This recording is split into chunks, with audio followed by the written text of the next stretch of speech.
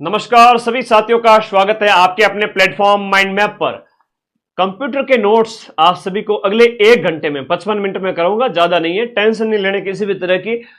कम से कम concept clear होगा तो 5 में से 4, 5 में से 5 सही कर लोगे तो लगभग जो 8 से 10 नंबर का कंटेंट आएगा वो इसी क्लास के अंदर क्लियर हो जाएगा। आज से लेकर 5 दिन बाकी हैं, अभी तो 5 दिन बाकी है। महाभारत जैसा बड़ा युद्ध भी आपके 18 दिन में कंप्लीट हो गया था, तो ये तो छोटा सा एग्जाम है, आराम से पार कर लोगे 5 दिन के अंदर। सिलेबस की बात करें, छोटा सा सिलेबस है, एकदम छोटा सा सिलेबस है। कंप्यूटर सिस्टम का अवलोकन है, सिस्टम है जो कंप्यूटर का उसका अवलोकन है, जिसमें आप हार्डवेयर डिवाइसेस जो हमारे जो चूहा वगैरह है ना, ये हाँ आजकल तो ये देखो वायरलेस चूहा आने लग गया, ठीक है, वायरलेस डिवाइसेस हार्डवेयर वाली, ये सब हार्डवेयर में आएगी, इन सब के ऊपर बात करेंगे। और दूसरी बात है यहाँ पर आपके हार्डवेयर डिवाइसेस, उसके बाद सॉफ्टवेयर में बात करेंगे। सॉफ्टवेयर में OS operating system, operating system से सीधा सीधा प्रश्न आ गया, पटवारी में कोई कठिन प्रश्न नहीं आया था, है ना, उसके टाइप आ गए थे। एप्लीकेशन सॉफ्टवेयर ये हम पढ़ेंगे। फिर कार्यालय अनुप्रयोग के लिए, ऑफिस में इस्तेमाल के लिए आप क्या करोगे, देखो ऑफिस में वर्ड का और एक्सेल का इस्तेमाल किया जाता है। वर्ड वगैरह के अंदर फाइल बनाई जाती है, ये जो है ना पीपीटी वगैरह ना, तुम्हारे क्लास से पहले हमारे टाइपिस्ट है वो वर्ड में टाइप करते हैं इसको, है ना। एक्सेल वगैरह हो गया, एक्सेल में क्या होता है कि डाटा वगैरह स्टोर किया जाता है, डाटा की फाइलें वगैरह, वो जो सारणी वगैरह बनाई जाती है एक्सेल के अंदर, और एमएस एक्सेल। फिर पावर पॉइंट एमएस, ये से पावर पॉइंट प्रेजेंटेशन कहते हैं पीपीटी। और फिर इंटरनेट आ जाएगा, तो इंटरनेट है, एमएस एक्सेल, वर्ड वगैरह है, हार्डवेयर डिवाइस है, ओएस है, उससे ज्यादा कुछ भी नहीं है, उससे ज्यादा कुछ है ही नहीं। कंप्यूटर का जो इंट्रोडक्शन वो भी नहीं है। तो आइए स्टार्ट करते हैं सबसे पहले, और सिलेबस के अकॉर्डिंग बात करूंगा, एकदम टू द पॉइंट। फोन को सामने रखना है और 55 मिनट मुझे सुनना है, मैं सब कुछ याद करवा दूंगा, ठीक है। तो मेरे सभी साथियों का स्वागत है। कह दीजिए एग्जाम से कि मिट जाऊं तेरी धमक से, मैं वो साज नहीं और छोड़ दूं डर के मैदान, मैं वो बाज नहीं। कंप्यूटर में 5 में से 5 सही करके आओगे, है ना, कसम है तुम लोगों को मेरी। आगे देखो भाई, इसलिए कसम दिलानी पड़ती है कि तुम लोग थोड़ा एकाग्रता बढ़ा लो, 2 नंबर बढ़ जाए। हार्डवेयर की बात करें, अभी मैंने चूहा दिखाया था, वो हार्डवेयर है।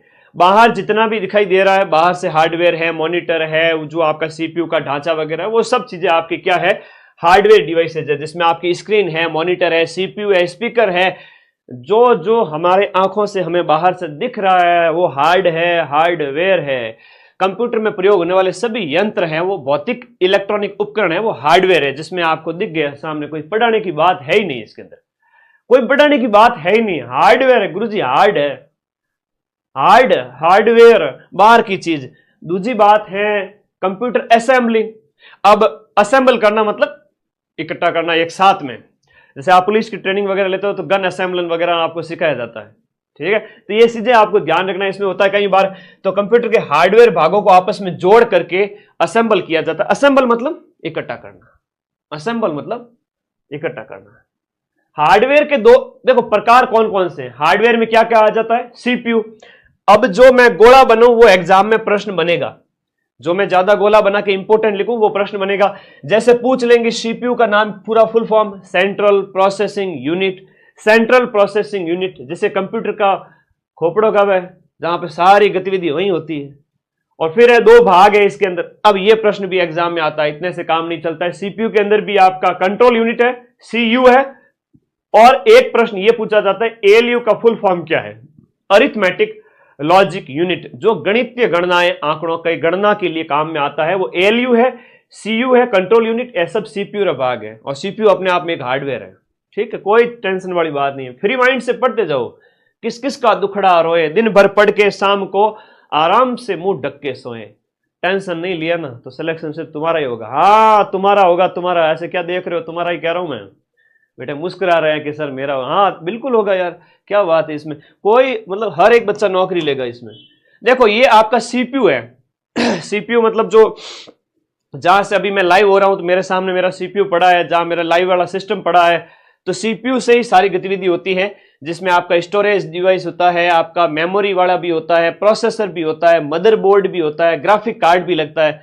ग्राफिक कार्ड वगैरह घना चौका चौका लगाया हो एकदम देसी घी की तरह, नहीं तो तुम्हारा वो सिस्टम चला ही नहीं, है ना। ये तो मैं रात दिन देखता रहता हूँ, नॉलेज है इतना। पावर सप्लाई का सिस्टम भी होता है, सॉफ्टवेयर, मतलब स्टोरेज भी है, मेमोरी भी है, प्रोसेसर भी है, स्टोरेज भी है, मेमोरी भी है और प्रोसेसर भी है, सब सीपीयू मात्र में लगे, ठीक है। और जो कंप्यूटर है, जो कंप्यूटर सिस्टम है, उसका खोपड़ा जो है ना वो सीपीयू ही है। सीपीयू वाला डब्बा जो दिख रहा है साइड में पड़ा रहता है बड़ा सा, सबको पता है, फॉर्म भरवाने जाते हो सब देखते हो ई मित्र वालों पे, किसी ने नहीं देखा हो तो। पेरिफेरल हुए इनपुट डिवाइस, पेरिफेरल डिवाइस जिसकी हम बात करें तो इसके अंदर आपका इनपुट और आउटपुट आएंगे। इनपुट डिवाइस क्या है, आउटपुट डिवाइस क्या है, मेमोरी यूनिट और संग्रह यूनिट, ये पेरिफेरल के अंदर आते हैं। तो थोड़ा सा ध्यान रखना कि ये एक शब्द है, इसमें हम सब डिवाइस की बात करेंगे। इनपुट है, आउटपुट है ना, और फिर मेमोरी यूनिट भी आती है। इनपुट आउटपुट के बाद मेमोरी भी आती है, संग्रह यूनिट भी आती है। सीधो सीधो प्रश्न थारे पेपर में मैंने छप चुको है कि स्टोरेज यूनिट कौन कौन सी है बताओ, पटवारी के पेपर में आया था। हाँ, स्टोरेज यूनिट कौन कौन जिसमें स्टोर किया जाता है। क्या तो थारो पेट है जट खावन खंडा जो गया, काम के नकाज के दुश्मन अनाज के का गुरुजी यूं मत क्यों। तो देखो, स्टोर करना मतलब जो आंकड़े वगैरह डाटा स्टोर करने की बात करते हैं ना, संग्रह किसमें होता है, हार्ड डिस्क वगैरह है, एसएसडी है, ये स्टोरेज डिवाइस है। मेमोरी की अलग यूनिट होती है, रैम है, रोम है, स्टोरेज की हार्ड डिस्क, एसएसडी वगैरह। और इनपुट आउटपुट याद रखना है, पेरिफेरल कहलाते हैं। ये मदरबोर्ड पर सारा इलेक्ट्रॉनिक सर्किट जुड़ा होता है, जिसपे ये मदरबोर्ड है, तो ये सीधी सी बात है, ठीक है। अब एक इनपुट डिवाइस का प्रश्न आता है, इनपुट जिससे हम कोई निर्देश देते हैं कंप्यूटर को कि भाई कुछ चीज है वो बाहर आ जाए आउटपुट के रूप में। कोई काम हम करने बैठते हैं तो माउस से हम क्या हुआ आपका इनपुट देते हैं, है ना, या स्कैनर हो गया। तो एक ये बस स्क्रीनशॉट, इसको अच्छे से पढ़ लेना। इसमें से एक प्रश्न तुम्हारे 6 में से 6 पारी के अंदर छप चुका है, समझ लीजिएगा। छप गया है, समझ लीजिए क्या छप गया है सर। इनपुट में keyboard, joystick, scanner, barcode reader, इन सब से आप इनपुट देते हैं, तब हमें आउटपुट रिजल्ट मिलता है। जिसमें हेडफोन है, हेडसेट है तो गाने सुनाई देते हैं तो आउटपुट प्राप्त होता है। स्क्रीन है, स्क्रीन भी एक आउटपुट है। प्लॉटर वाला थोड़ा ज्यादा पूछ लेते हैं आजकल, प्लॉटर याद रखना। प्रिंटर वगैरह हो गया, प्रिंटर एक आउटपुट डिवाइस है ना, आउटपुट देता है, रिजल्ट देता है। ये जो गोले के अंदर है ना, ये इनपुट और आउटपुट दोनों है, ये इनपुट और आउटपुट दोनों है, इनपुट भी है और आउटपुट है। जिसमें डिजिटल कैमरा भी है, पेन ड्राइव में टच स्क्रीन है, बहुत ज्यादा पूछा जाता है, सीडी डीवीडी है, वेब कैमरा है जो आपके कंप्यूटर के आगे लगा रहता है। तो सीधा सा एक प्रश्न तो ये छप चुका है। और स्टार्टिंग वाले जो प्रश्न थे जिसमें हमने बात की थी हार्डवेयर की हम बात की थी कि भाई आपका हार्डवेयर का उदाहरण कौन सा नहीं है, ऐसे पूछेंगे। तो जो बाहर से दिख रहा है वो तो है, और अंदर से कोई आपको कह देगा ऑपरेटिंग सिस्टम वगैरह, तो वो हार्डवेयर नहीं है, वो सॉफ्टवेयर हो जाते हैं, वो अंदर की बात है। तो थोड़ा समझना इस बात को, समझ गए ना। हाँ, तो उसके बाद में इनपुट और आउटपुट के बाद सीधा आगे चलता हूं। यहां पर काफी चीजें लिखी हुई है कि भाई इनपुट आउटपुट क्या क्या है। आउटपुट में जहां हमें परिणाम देखने को मिलता है, रिजल्ट देखने को मिलता है, प्रिंटर, स्पीकर, मॉनिटर, सारी की सारी।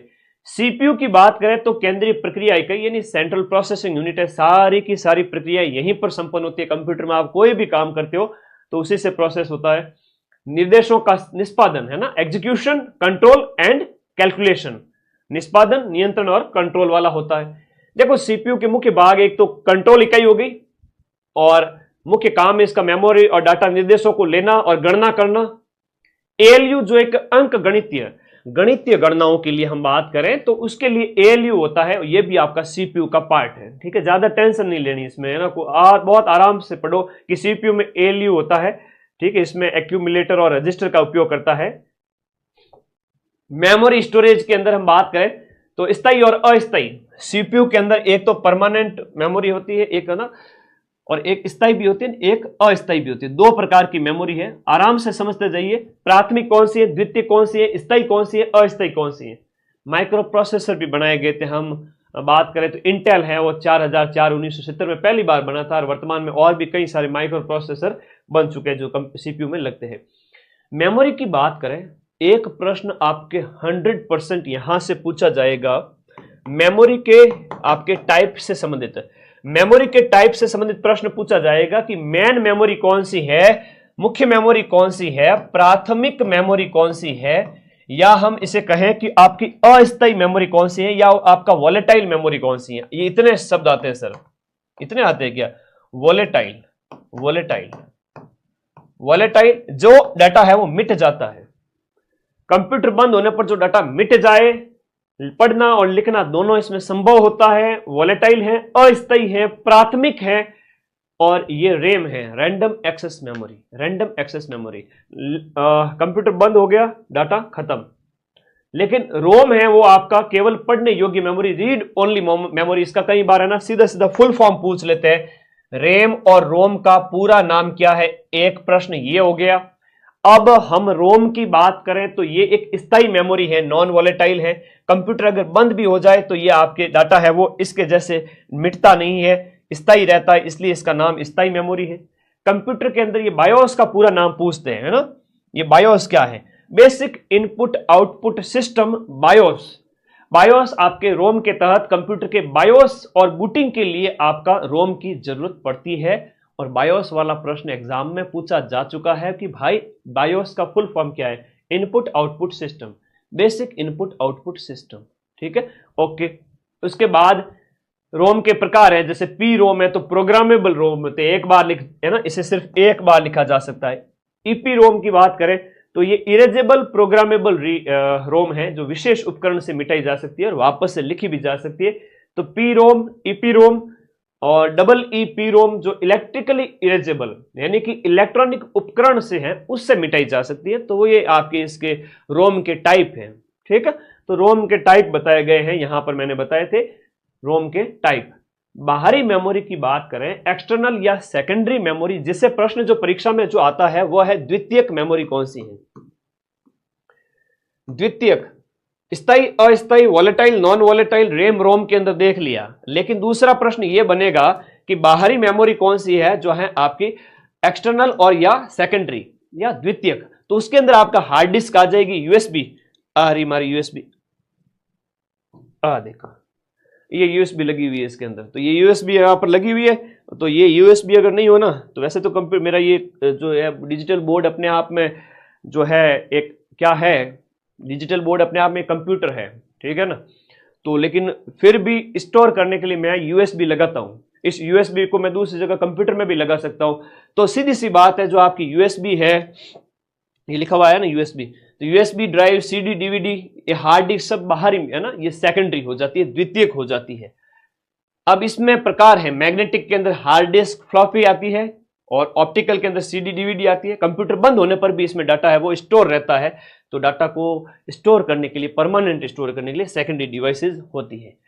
अब सीधी सी बातें थी, समझ में आई गई होगी। और मेरे प्यारे साथी, अगला जो है वो मेमोरी यूनिट्स का है।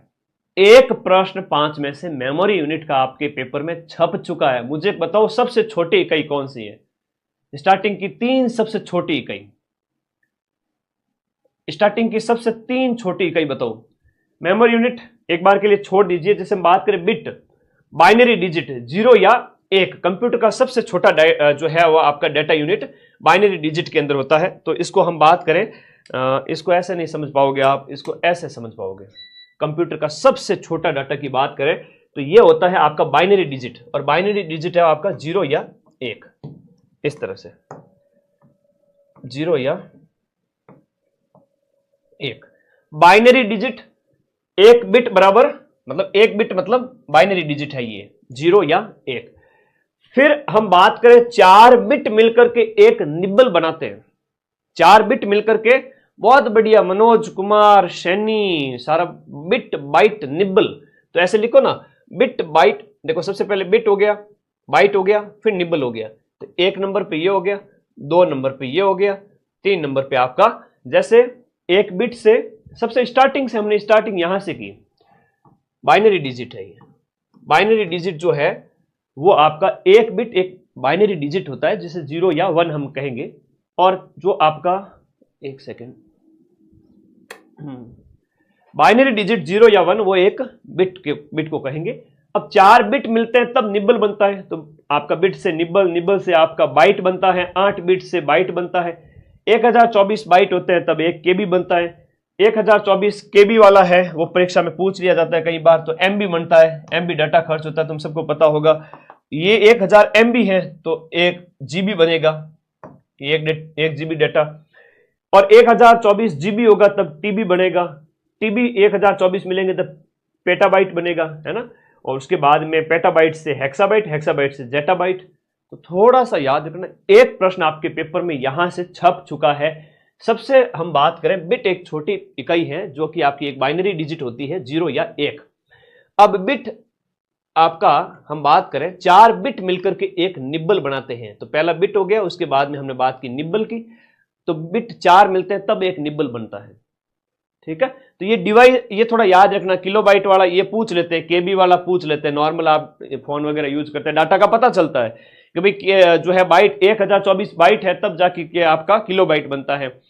ये सब डाटा आपके खर्च होते हैं, पता चलता है कितने एमबी चले गए। आज से 5-10 साल पहले जियो नहीं आया था, तब से हम कह रहे थे कि भाई इतने हमारे केबी चले गए, इतने एमबी चले गए। आज के टाइम में तो तुम जीबी का भी टेंशन नहीं लेते कि इतने जीबी डाटा आ गए। 5-5 जीबी, 2-2 जीबी रोज के तुम 10-15-20 के एक्स्ट्रा रिचार्ज करके भी क्लास देखते रहते हो। तो पहले के टाइम में तो हम बात करें 10 साल पहले, जो सोच करके टेंशन होती थी कि इतने एमबी जा रहे हैं, तो एमबी से आपका जीबी इस तरह से छोड़ जाए। प्रश्न पक्का है इनमें से। स्टोरेज डिवाइस की बात करें, स्टोरेज डिवाइस जो है वो आपके कंप्यूटर में डाटा स्टोर करने के लिए 2 प्रकार की मेमोरी है। एक तो प्राथमिक मेमोरी, प्राथमिक में हमने रैम रोम की बात की थी, और रैम रोम प्राथमिक इकाई के अंदर आएगी। देखो बहुत प्यारा क्वेश्चन है। प्राथमिक स्टोरेज इकाई के अंदर हमने बात करी प्राइमरी स्टोरेज मीडिया, जिसके अंदर रैम और रोम है, लेकिन ये वोलेटाइल है, नॉन वोलेटाइल है। स्थायी जो है आपके रैम है वो जो है अस्थायी। अभी हमने इसके बारे में बात की थी, स्थायी और अस्थायी के बारे में। तो वोलेटाइल, नॉन वोलेटाइल, ये कंप्यूटर के सीपीयू के तत्कालिक डेटा उपलब्ध कराती है। तो प्राथमिक में तो ये आ जाएगी, दोनों ही प्राथमिक के अंदर है, दोनों ही प्राथमिक में, ठीक है। लेकिन द्वितीयक के अंदर कहें, ये मोस्ट इंपोर्टेंट प्रश्न है, एग्जाम में आपसे पूछा जाएगा, सेकेंडरी स्टोरेज डिवाइस कौन सी है, जो हार्ड डिस्क है, फ्लॉपी डिस्क है, एसएसडी है। इसका प्रश्न सीधा सा परीक्षा में पूछ लिया जाता है। फ्लॉपी डिस्क, ये आपकी, इसका निर्माण कैसे होता है, तो माइलर प्लास्टिक से बनी होती है।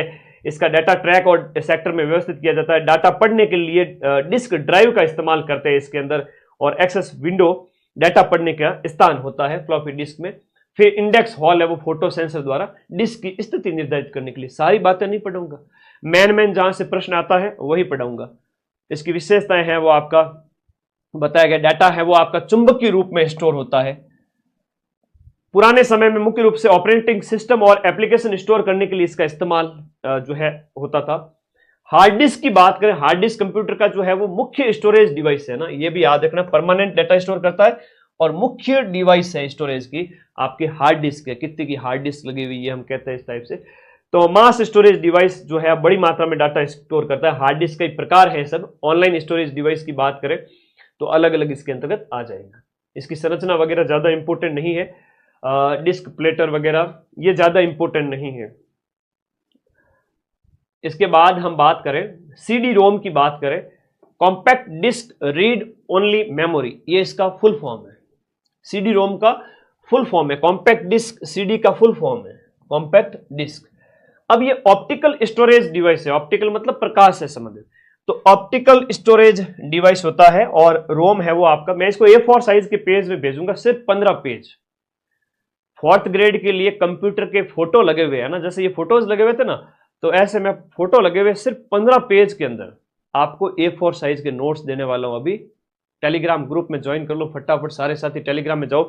ये देखो टेलीग्राम का लिंक दिया हुआ है नीचे ब्लैक कलर की पट्टी में ब्लू कलर का, उस पर क्लिक करो और टेलीग्राम में जाके ज्वाइन बटन कर लो। तो मैं वो A4 साइज के 15 पेज कर दूंगा इसमें, ताकि आप लोगों के लिए सहूलियत हो जाए।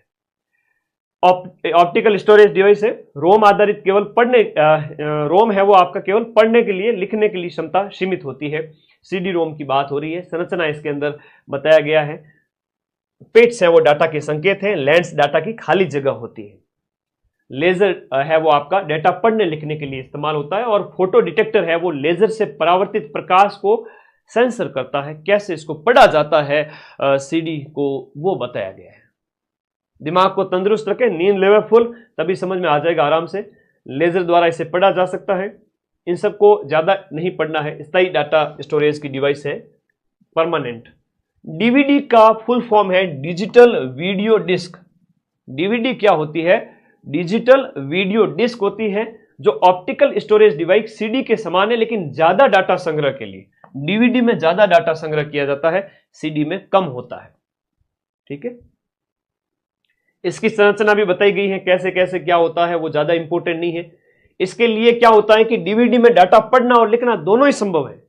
अब उच्च घनत्व हाई डेंसिटी के कारण अधिक स्टोरेज क्षमता होती है और ड्राइव डाटा एक्सेस के लिए डीवीडी ड्राइव का इस्तेमाल किया जाता है। डाटा एक्सेस के लिए हम किसका इस्तेमाल करेंगे? डीवीडी ड्राइव का इस्तेमाल करेंगे।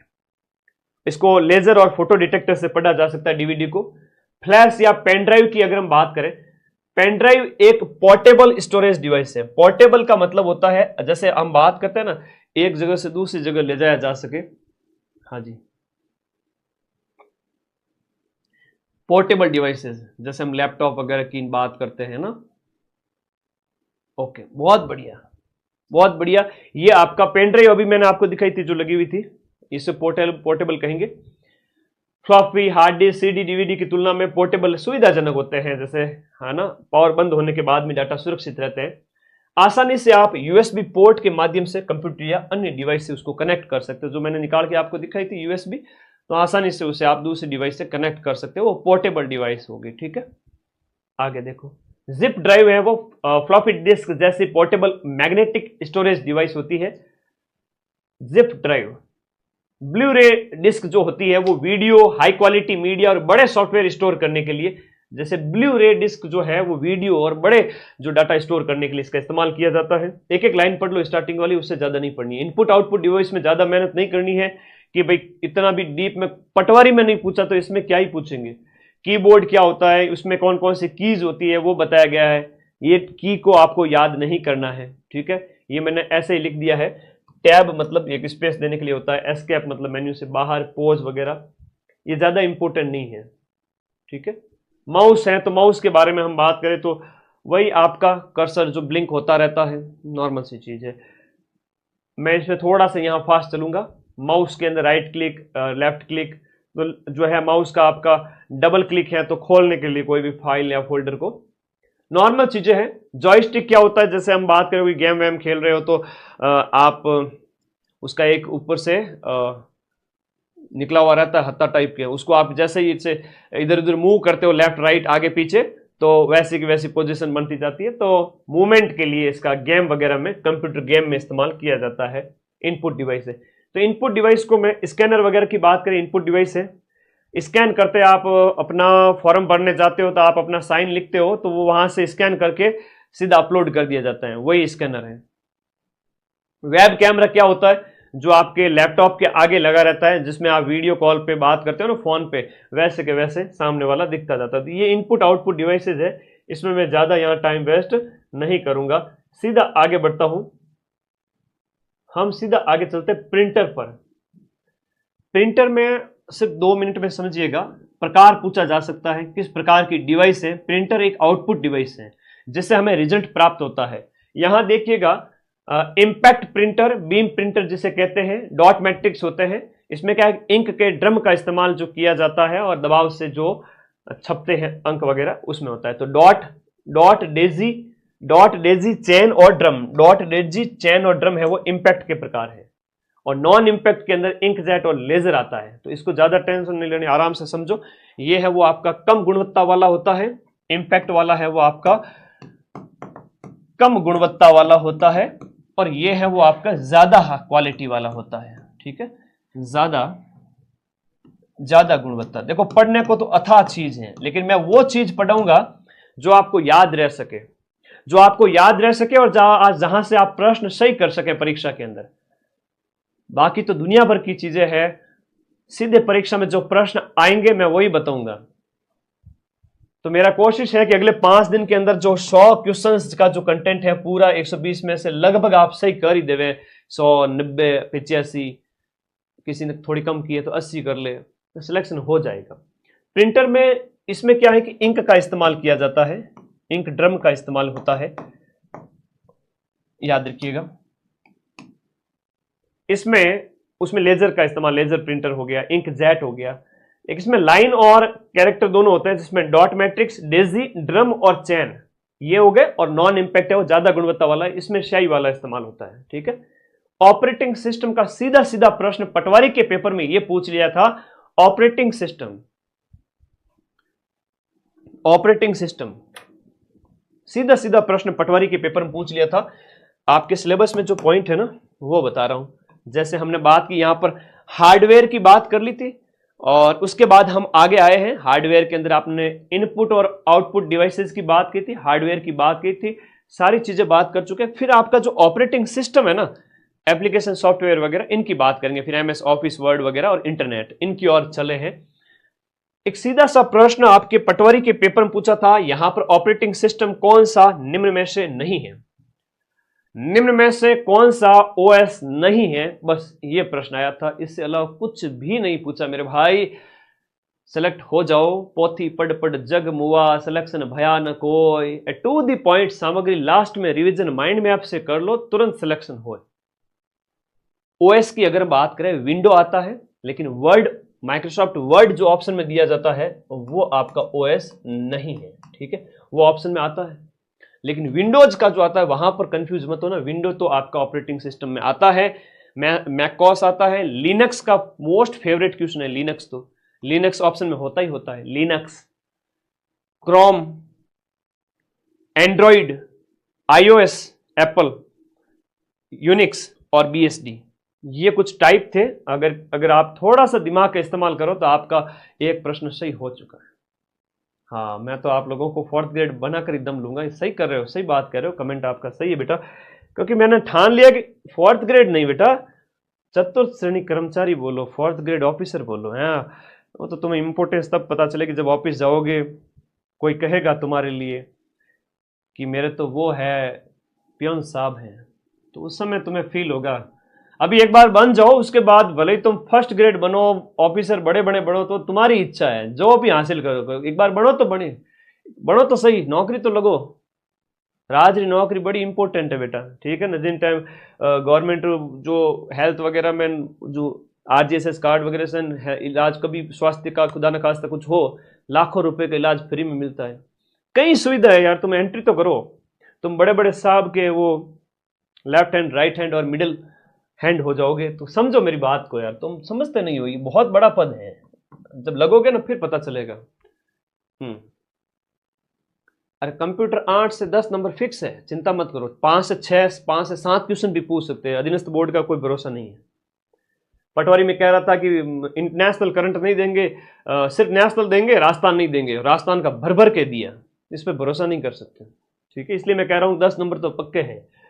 ऑपरेटिंग सिस्टम की बात करें तो एक सिस्टम सॉफ्टवेयर है जो कंप्यूटर हार्डवेयर और सॉफ्टवेयर संसाधनों का मैनेजमेंट करता है और उपयोगकर्ता को कंप्यूटर से इंटरेक्ट करने का एक आसान तरीका प्रदान करता है। जो आप जो यूजर है वो कंप्यूटर से कैसे इंटरेक्ट करें। वैसे तो कंप्यूटर का ये डब्बा किसी काम का नहीं है।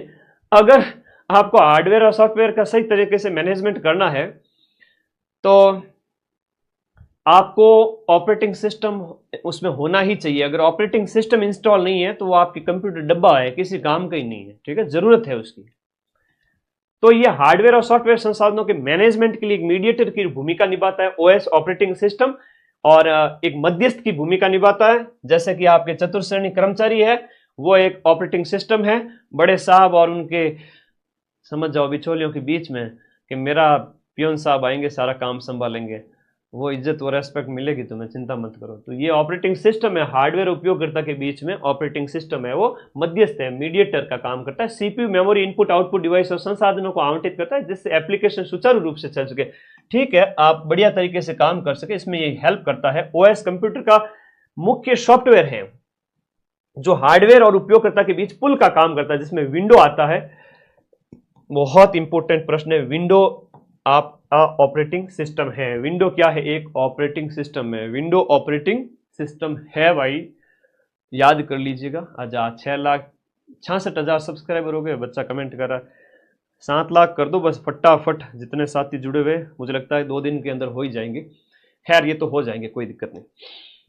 विंडो एक ऑपरेटिंग सिस्टम है। लिनक्स मोस्ट इंपोर्टेंट है, दूसरे नंबर पर बार बार पूछा जाता है। मोस्ट है भाई, मोस्ट है ऑपरेटिंग सिस्टम। ओएस के टाइप सीधा सीधा रट लो, स्क्रीनशॉट ले लो और अपना 1 नंबर पक्का कर लो। 1.66 मार्क्स है एक क्वेश्चन का। ठीक है ना। ये ओएस है, ये सब क्या है, ऑपरेटिंग सिस्टम है। विंडो इसमें मोस्ट है, लिनक्स इसमें मोस्ट है, आता ही आता है। पटवारी में पूछा था ये वाला। फोटो खींच लो रे, स्क्रीनशॉट ले लो, मेरा नहीं, इसका। मुख्य काम ओएस क्या करता है, सीपीयू, मेमोरी, स्टोरेज और जो आपके इनपुट आउटपुट डिवाइस का मैनेजमेंट करता है। उपयोगकर्ता interface, graphical user interface, GUI, इसका भी फुल फॉर्म पूछते हैं। और सीयूआई के माध्यम से यूजर इंटरेक्शन करवाता है, फाइल और मेमोरी का मैनेजमेंट करवाता है। आप कहाँ फाइलें सेव करोगे, कई सारी चीजें हैं। फाइल और मेमोरी का मैनेजमेंट, प्रोग्राम का निष्पादन, ये सब ऑपरेटिंग सिस्टम से ही होते हैं। कई काम निष्पादित करता है यूजर इनपुट। और सिंगल यूजर ओएस, एक समय में एक उपयोग करता है, मल्टी में कई सारे काम एक साथ करे। तो ओएस और उसके प्रकार वगैरह हमने देख लिए। अब यूजर इंटरफेस के प्रकार है, कई सारा एक प्रश्न जो पूछा जाता है यूजर इंटरफेस के प्रकार वाला, एक ये थोड़ा ज्यादा पूछ लिया जाता है। इसका जो है ना फुल फॉर्म पूछते हैं, जीयूआई का पूरा नाम क्या है, मोस्ट इंपोर्टेंट है यूजर इंटरफेस के प्रकार के अंदर। अच्छा, मैंने आपको 4 आईडी से सब्सक्राइब किया, धन्यवाद भाई, चौकी बात है। बाकी आप लोगों का प्यार है, ये तो दिल से आशीर्वाद मिलता है अदृश्य रूप में। Karma is back. तो जो बच्चा जुड़ा हुआ है दिल से, क्लास ले रहा है और सब्सक्राइब किया, तो बड़ी चौकी बात है।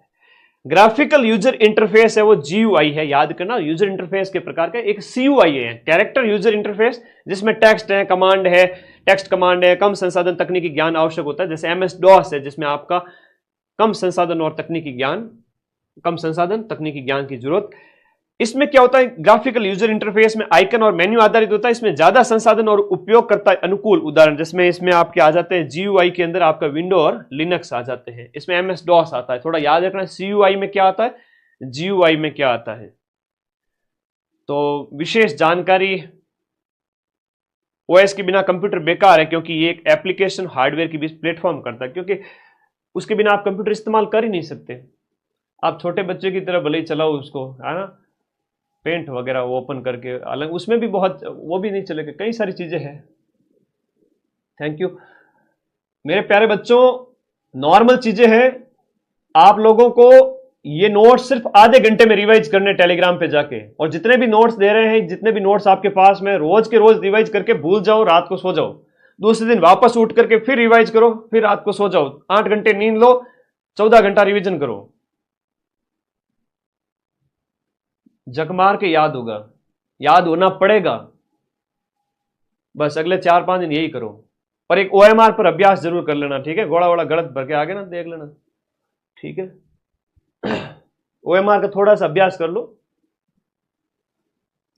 ओएस कंप्यूटर का पहला सॉफ्टवेयर है जो बूटिंग के समय मेमोरी में लोड होता है, ठीक है जी।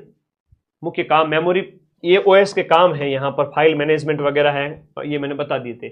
ओएम सिस्टम का जो इतिहास है, ओएस सिस्टम का ऑपरेटिंग, पहला वास्तविक उपयोगकर्ता जो ओएस है वो आपका GMNA इनपुट आउटपुट, ये 1956 का है, जनरल मोटर्स के द्वारा। ये कई सारे चीजें, यूनिक्स है वो 1969 का है, यूनिक्स है 1969 का है। मैं A4 साइज के नोट्स दूंगा, इसलिए यहां पर वो है वो लाइनिंग कर रहा हूं। विंडोज 10 1.0 है वो आपका 85 का है। Application software, application software, application software की हम बात करें, एप्लीकेशन सॉफ्टवेयर थोड़ा सा ध्यान दीजिएगा। अरे अभी तो खूब टाइम है, इतना टाइम है कि तुम 4th ग्रेड की 2-3 बार तैयारी कर सकते हो। क्या बात कर रहे हो सर, सच्ची बात बता रहा हूं।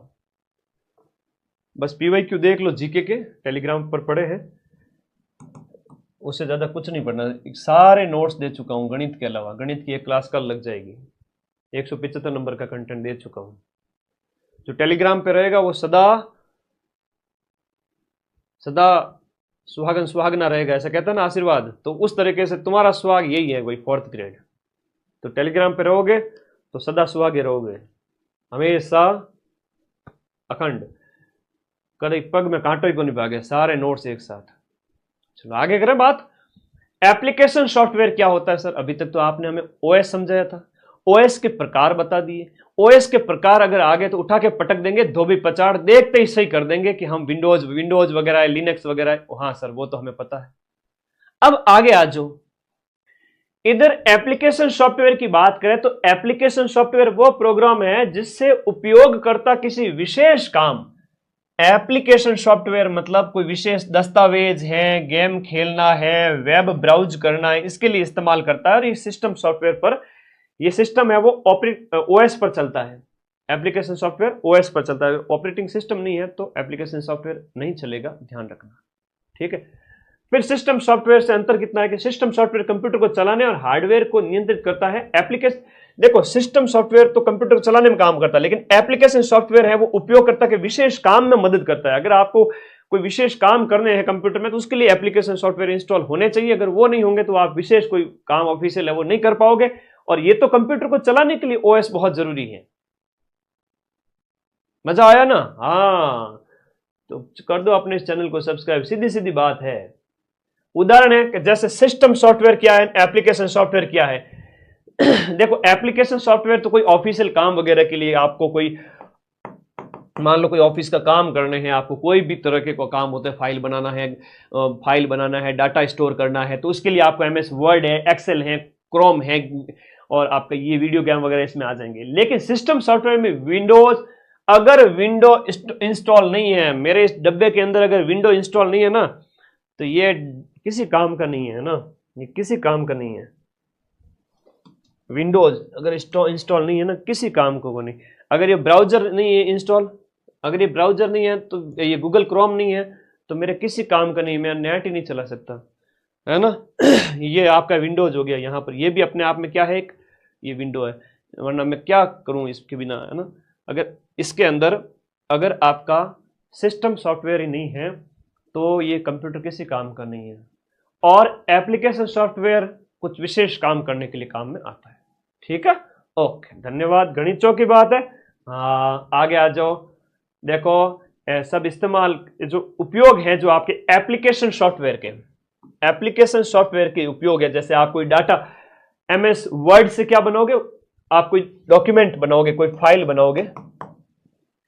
और स्प्रेडशीट एक्सेल है, एक्सेल के अंदर आप कोई कई प्रकार के डाटा है उनकी सारणी बनाओगे, है ना। मनोरंजन के लिए वीडियो गेम खेलेंगे, लकड़ों के लाडे है ना, सारे दिन तो पढ़ाई होती नहीं, बीच में आधा आधा घंटा निकालना पड़ता है 4-6 घंटे के बाद में, जब तपने लग जाए।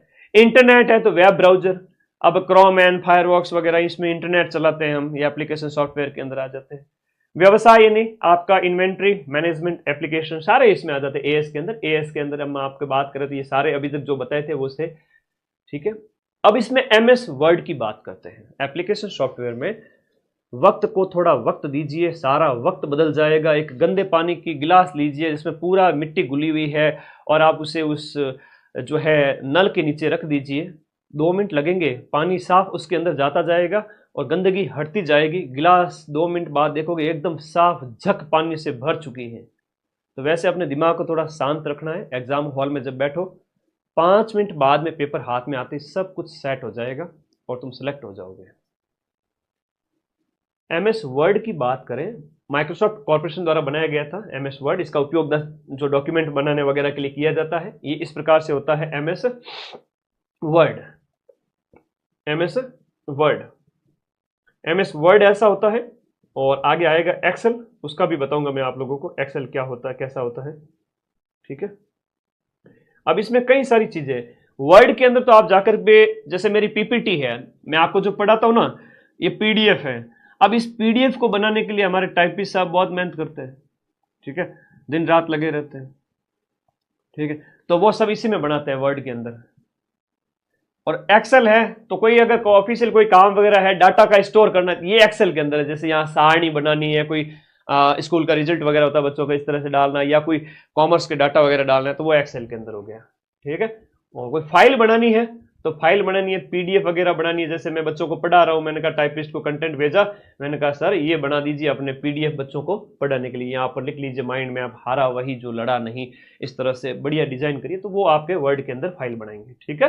तो ये इसमें वो इसका इस्तेमाल करेंगे, समझिए इस बात को। एमएस वर्ड माइक्रोसॉफ्ट ऑफिस का हिस्सा है। जो वर्ड है वो माइक्रोसॉफ्ट ऑफिस का ही पार्ट है। इसमें माइक्रोसॉफ्ट ऑफिस के मुख्य प्रोग्राम क्या है, मोस्ट इंपोर्टेंट चीज यहां पर लिखी हुई, 2 बातें लिखी हुई, एक ये लिखी हुई है, एक ये लिखी हुई है। वर्ड है वो ऑफिस का हिस्सा है। माइक्रोसॉफ्ट ऑफिस के अंदर वर्ड भी आता है, एक्सेल भी आता है, पावर पॉइंट प्रेजेंटेशन भी आता है, ये सब आता है, ठीक है, एमएस वर्ड के अंदर। MS ऑफिस के अंदर ये सारे आते हैं। वर्ड ऑफिस का ही पार्ट है। वर्ड को शुरू करने वाली फाइल है वो शॉर्ट में winword.exe दिया गया है। शॉर्टकट भी दिए गए, अगर आप S दबाओगे कंट्रोल के साथ फाइल सेव हो जाएगी। ये नॉर्मल चीजें हैं जो ज्यादा डीप में नहीं पूछी जाएगी। रूलर क्या होता है, MS वर्ड में 2 प्रकार के रूलर होते हैं, जो हॉरिजेंटल होता है और वर्टिकल होता है। तो अलग अलग उसकी साइज वगैरह बताई गई है। पैराग्राफ को कैसे लिखना है, इसमें आप ज्यादा माथापच्ची न करें। मेन्यू बार वगैरह, स्टेटस बार कहाँ क्या, इसमें ज्यादा माथापच्ची न करें।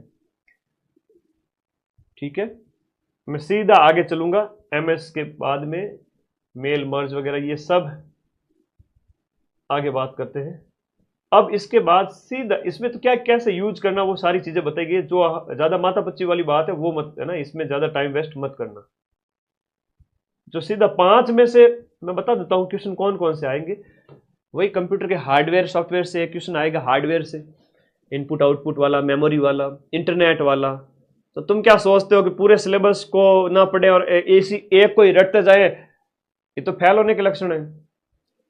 एक को नहीं रटना है, पूरे सिलेबस को पढ़ना अच्छे से। याद हुआ तो ठीक, नहीं तो टेंशन नहीं लेनी, आगे बढ़ो।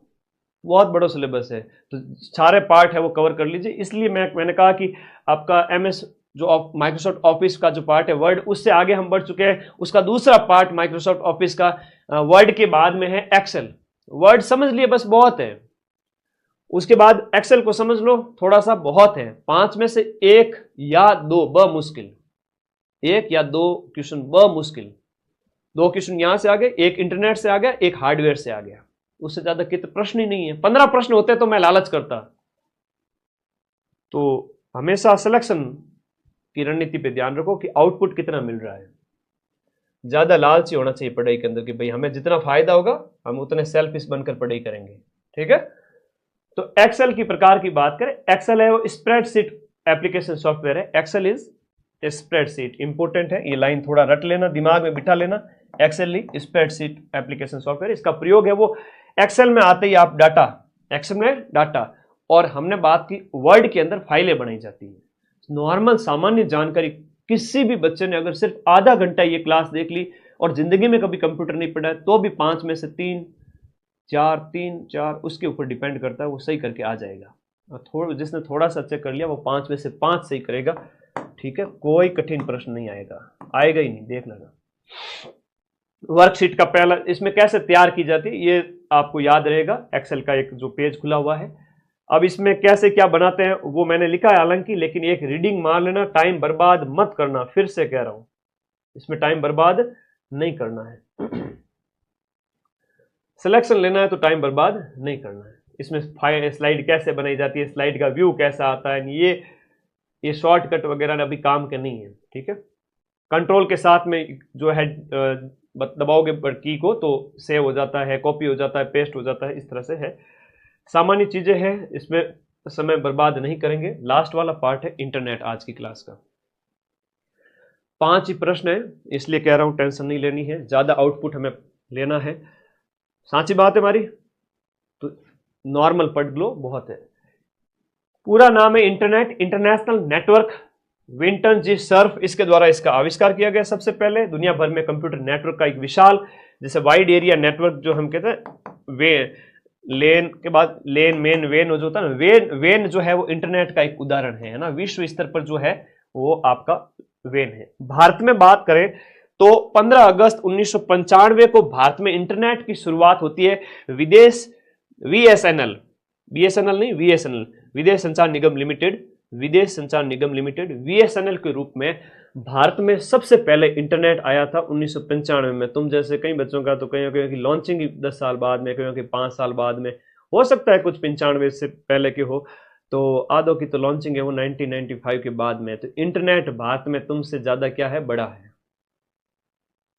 समझ गए बात को? तो वेन अपने आप में एक इंटरनेट का हो गया आप विश्व स्तर पर जो है, और भारत में 1995 में शुरू होता है। भारत का पहला सार्वजनिक जो IS पे विदेश संचार निगम लिमिटेड था, भारत का पहला जो आया था, हम उसकी बात करें। हाँ, आ गया जो पहला नेटवर्क जिसने इंटरनेट की नींव रखी थी। ये बहुत बढ़िया प्रश्न है, ये बहुत बढ़िया प्रश्न है। आगे देखो, 10 क्लास पूरी करा दो। 10 तो पूरी हो रही है ना, कोई दिक्कत ही नहीं है। 10 क्लास तो पूरी हो रही है। कितनी क्लासें करवा दी अभी तो, उसमें से ऐसी ऐसी क्लासें लाऊंगा, तुम बस सब्र रखो। पहला नेटवर्क जिसने इंटरनेट की नींव रखी वो आपका अर्पा नेट था। पहला नेटवर्क जिसने इंटरनेट की नींव रखी थी वो अर्पा नेट था। ठीक है। अच्छा सर, कंपटीशन रहेगा तो सिर्फ माइंड मैप विद्यार्थियों वालों का ही रहेगा? बिल्कुल, सिलेक्शन तो माइंड मैप वालों का मैक्सिमम होना ही है, टेंशन ना ले। इंटरनेट की बात करें, इंटरनेट है वो आईपी प्रोटोकॉल, इस पे काम करता है, टीसीपी या आईपी प्रोटोकॉल पर काम करता है इंटरनेट। और पहला नेटवर्क जिसने इंटरनेट की नींव रखी थी वो अर्पानेट। और भारत का पहला सार्वजनिक आईएसपी है वो वीएसएनएल है। 1995 में इंटरनेट की शुरुआत होती है। इसका फुल फॉर्म भी कई बार पूछ लेते हैं, वर्ल्ड वाइड वेब, WWW जो आईपी एड्रेस होता है, आप लिखते हो, सर्च करते हो। हम बात करें डीएनएस का मतलब होता है डोमेन नेम सिस्टम। ये कल पूछा गया था कांस्टेबल में, ये कल कांस्टेबल के पेपर में पूछा गया था।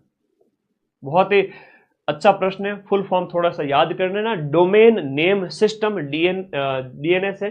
इंटरनेट एक्सेस, जो हम बात करें, इंटरनेट एक्सेस करने के लिए वेब ब्राउजर का इस्तेमाल, जैसे क्रोम, फायरफॉक्स, सफारी, ओपेरा। आप क्रोम में कोई भी चीज सर्च करते हो तो खुल जाती है, ओपन हो जाती है, तो ये इंटरनेट के लिए क्या है? ब्राउजर है। क्या है? Web browser.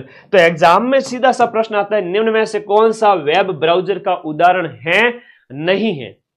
तो भाई इंटरनेट चलाने के लिए क्रोम, फायरफॉक्स, सफारी, ज्यादातर हम क्रोम का इस्तेमाल करते हैं, गूगल क्रोम जो है, तो इंटरनेट चलाने के लिए तो वेब ब्राउजर है ये। फाइल डाउनलोड करने, डाउनलोडिंग, फाइल को अपलोड करना, अपलोडिंग। यूआरएल का फुल फॉर्म आपसे पूछेंगे। यूआरएल मतलब यूनिफॉर्म रिसोर्स लोकेटर। वेबसाइट या फाइल के पते को क्या कहते हैं? वेबसाइट या फाइल का पता। वेबसाइट आपने सर्च किया, ये देखो यूआरएल यहां मैंने डाला, ओपन किया, ऐसे ऐसे कोई भी टैब खोला मैंने, जैसे ये रहा। अब यहां पर यूआरएल डालो है तो सर्च करो तो आ जाएगा सीधा सीधा। ये होता है यूआरएल का पूरा नाम, डीएनएस का पूरा नाम, आईपी एड्रेस, ये अलग अलग इंपोर्टेंट नहीं है ज्यादा। ठीक है। राउटर पर आईपी एड्रेस लिस्ट देखने का कमांड है वो शो आईपी इंटरफेस होता है। पीएटी का प्रयोग एक आईपी एड्रेस कई यूजर को ग्लोबल इंटरनेट से कनेक्ट करने के लिए पीएटी का प्रयोग किया जाता है। शेल अकाउंट जो है, कंप्यूटर सीधे नेट से नहीं जुड़ा है, आईएसपी कंप्यूटर से जुड़ता है, इसमें इनको छोड़ दीजिए। आईएसपी का पूरा नाम है इंटरनेट सर्विस प्रोवाइडर। इंटरनेट सेवा प्रदान करने वाला आईएसपी होता है। इंटरनेट सेवा प्राप्त करने के जो साधन है वो डायल अप है, लीज लाइन है, ब्रॉडबैंड है, ये ध्यान रखना। और डायल अप कनेक्शन है वो टेलीफोन लाइन के माध्यम से, आईएसपी वो डायल अप होता है, ध्यान रखना। और उसके बाद में एएसपी का पूरा नाम है एप्लीकेशन सर्विस प्रोवाइडर होता है। एक सॉफ्टवेयर के माध्यम से सभी ग्राहकों को इंटरनेट सेवा प्रदान की जाती है। एचटीटीपी का फुल फॉर्म, हाँ मोस्ट इंपोर्टेंट है, एग्जाम में पूछ लिया जाता है, hyper text transfer protocol secure. HTTP का फुल फॉर्म एग्जाम में पूछा जाता है। इंटरनेट डेटा ट्रांसमिशन तकनीक है जो पैकेट स्विचिंग की तकनीक है, इसको छोड़ दीजिए।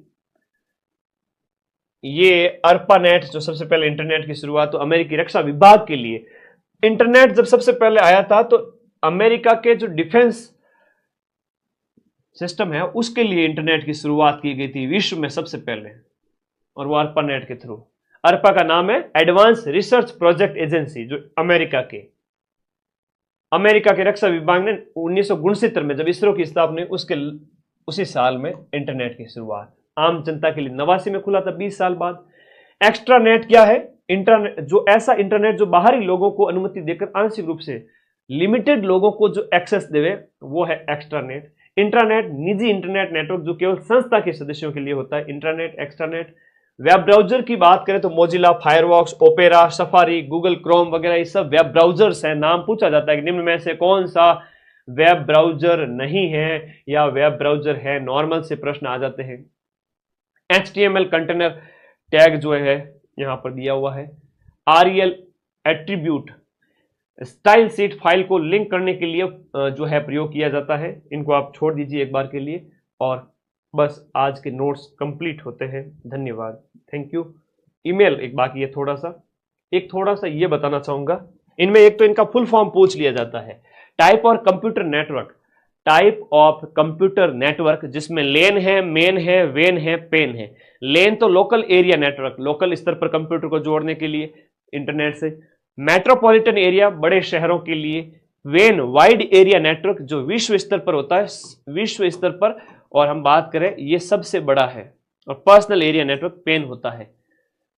लेन का इस्तेमाल जैसे छोटे से लेवल पे, मेन का बड़े शहर के लिए, और वेन का वर्ल्ड लेवल पे, जैसे घर है, ऑफिस है, इस तरह, मतलब दूर दूर बताया गया पूरा देश के अंदर। लेन पढ़ लेना अच्छे से। लेन क्या होता है? लोकल एरिया नेटवर्क है, स्मॉल एरिया कवर करता है ना, स्मॉल एरिया कवर करता है, लार्ज एरिया कवर करता है, और इसके अंदर आपका सारी चीजें बताई गई हैं। इसको थोड़ा सा पढ़ना अच्छे से आएगा। ईमेल का थोड़ा सा पढ़ लेते हैं, 2 मिनट बस, क्लास खत्म होती है। धन्यवाद आप सभी का, आपके लिए अच्छी क्लास मैंने 50 मिनट का जो कहा था उसके अंदर करवा दिए मेरे प्यारे दोस्तों। इसके अलावा कुछ नहीं आएगा, वापस से रिवीजन भी करा दूंगा। इलेक्ट्रॉनिक मेल, ईमेल की हम बात करें, इसका पूरा नाम है, आप संदेश कंप्यूटर से जुड़ करके ऑनलाइन संदेश भेज सकते हो इंटरनेट का सहारा लेकर के। इसमें मोडेम और टेलीफोन लाइन की जरूरत पड़ती है, इंटरनेट कनेक्शन के बिना मेल नहीं जाएगा।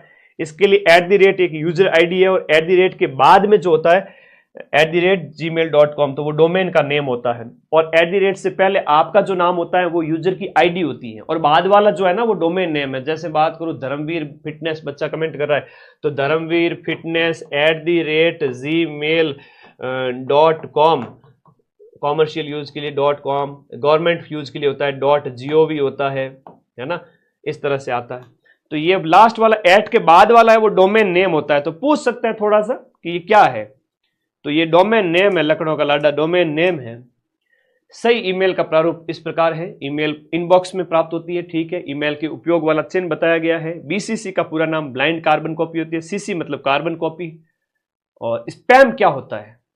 स्पैम देखो, कई बार मालवेयर, ये भी प्रश्न आता है, मालवेयर और आपका होता है ना, जैसे जो कंप्यूटर वायरस होता है ना, जो अटैक करते हैं पूरे हैकर लोग जो बैठे थे, अपने उस दिन देखा नहीं था, एकदम से लाइव ज्यादा लेके आ गए, 5 मिनट के अंदर डबल ट्रिपल 3 गुना कर दिए थे।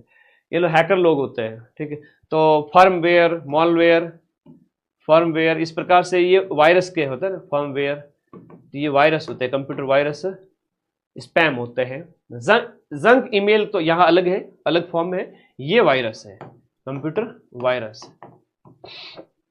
और मनुष्य को भी वायरस जनित रोग हो जाए तो कभी ठीक नहीं होता, नहीं, ये वायरस भी वैसा ही होता है, वायरस का कोई इलाज नहीं। अटैचमेंट वगैरह देख लेना। मैं पहला ईमेल है वो आपका किसका है, और आविष्कार है वो आपका ईमेल सिस्टम का आविष्कारक V.A. शिवा, ये यहां पर बताया गया है ना। वेबसाइट का पहला पेज होम पेज होता है, और ये बैचेज हैं आप सभी के। एक बार बढ़िया फर्स्ट ग्रेड देके आ जाओ, फिर माइंड मैप का ऐप डाउनलोड करना, कोर्स वाली कैटेगरी में जाकर के रीड के बैच है, सेकंड ग्रेड के बैच है, और राजस्थान जीके स्ट्रॉन्ग करना है। ये बुक हर बच्चे की टेबल पर होनी चाहिए, जिसमें अपने राजस्थान की हिस्ट्री, कल्चर, ज्योग्राफी, पॉलिटी सब कुछ है। और कांस्टेबल थानेदार का बैच भी आपके नया स्टार्ट हो चुका है। अपने फोर्थ ग्रेड पेपर के बाद बढ़िया पढ़ लेना। एक तो मैंने ये पढ़ाया था, सिर्फ अभी तक कुछ भी नहीं पढ़ा ना, तो भी पढ़ा देता हूं, सिर्फ 2 मिनट मुझे दे देना। 5 क्वेश्चन कौन कौन से आएंगे बता देता हूं। हार्डवेयर का अर्थ बता दो, फिर आपका हार्डवेयर के मुख्य प्रकार कौन सा है, CPU के टाइप वगैरह, पेरिफेरल यूनिट्स के अंदर क्या क्या आता है, तो ये 4 आ जाएगा। इनपुट आउटपुट के अंदर एक प्रश्न ये आ जाएगा तुम्हारे, स्क्रीनशॉट लेते रहो, है ना। शकल देख रहे हैं मेरी, अरे यहां देखो, मेमोरी के अंदर कौन कौन सी है, मुख्य मेमोरी वगैरह, है ना, ये आ जाएगा। एक ये आ जाएगा, स्टोरेज डिवाइस वाला आएगा। संभावित प्रश्न है, हर पारी में देखने को मिलेंगे, हाँ मिलने पड़ेंगे।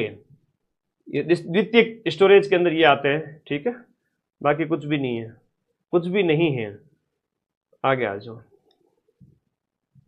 ले लिया ना स्क्रीनशॉट, बस कोई टेंशन नहीं लेनी। मैं सिर्फ छोटे से नोट्स भेजूंगा अभी एक बार के लिए। ये वाली फाइल प्रिंटर का टाइप पूछे तो पूछ ले, ये आपका पूछेंगे ये क्या है, ऑपरेटिंग सिस्टम में, ये सब OS है, ठीक है, ये OS है, आएगा, आना पड़ेगा। पेपर में छपा हुआ है, और मैंने वो चश्मा पहना हुआ है जिससे मुझे सब दिख रहा है पेपर के अंदर का। तो भाई स्क्रीनशॉट लेते रहो, ठीक है ना। सावधानी हटी दुर्घटना घटी। एक्सेल हो गया, MS वर्ड जो है वो ऑफिस का ही भाग है, इसी के अंदर आपका एक्सेल है। और बस हो गया, मामला खत्म।